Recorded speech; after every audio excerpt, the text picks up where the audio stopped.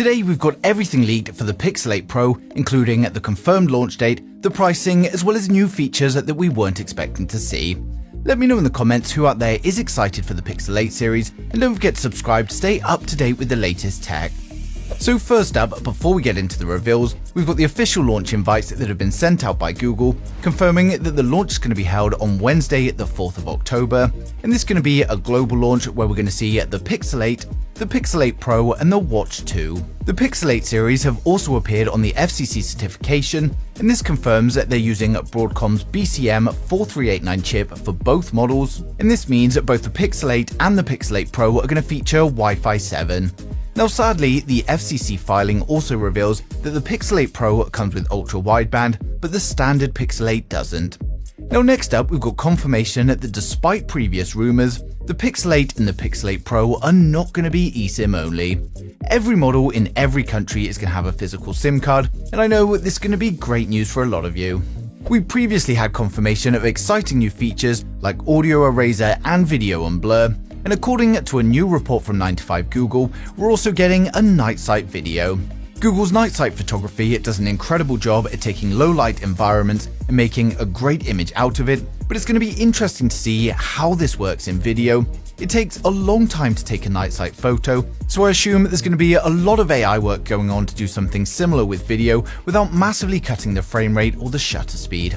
Now, given that the Pixel 8 and the Pixel 8 Pro are going to share the same primary camera and chipset, we're hoping that night sight video is going to be available on both models. We've also got exciting news that the Pixel 8 series will be getting an upgrade to an ultrasonic fingerprint scanner, and for a phone line that's had so many issues with the fingerprint unlocks, this is incredible news. Now, ultrasonic scanners are faster and more accurate, and they're going to massively increase the performance of the fingerprint unlock, and it's unknown at the moment if this is going to be for the Pixel 8 Pro only or if it is going to be used in both models. Now next up, we've got another reveal of the Pixel 8 Pro, and again it comes from Google themselves. If you take a look under subscriptions and services on the Google Store, you'll see this image here, and it clearly shows a man using the Pixel 8 Pro in the porcelain color. It confirms that the design is exactly as I've been showing you on this channel for weeks. This is hardly a surprise as we've already had a lot of leaks from Google now. Now in the past, Google have been terrible at keeping any information secret, and all the leaks have come out incredibly early and they have been accurate,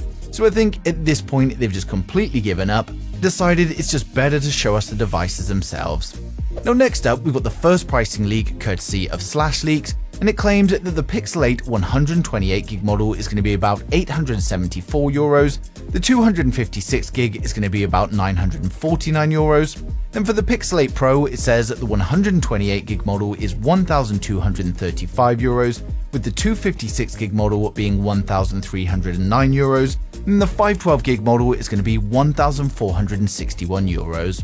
Now of course, prices are not directly comparable between regions due to different pricing anyway, as well as different taxes, but it does give us a good idea of what to expect. So the Pixel 8 is looking like a nice upgrade to the previous models. While it initially seemed that there wasn't going to be much of a change, we now know there's plenty of design and hardware changes to really improve the user experience. The fact that we're now getting an ultrasonic fingerprint scanner is going to bring big improvements to the day-to-day usability. With all the new AI features, it's going to make day-to-day life and photography that little bit easier.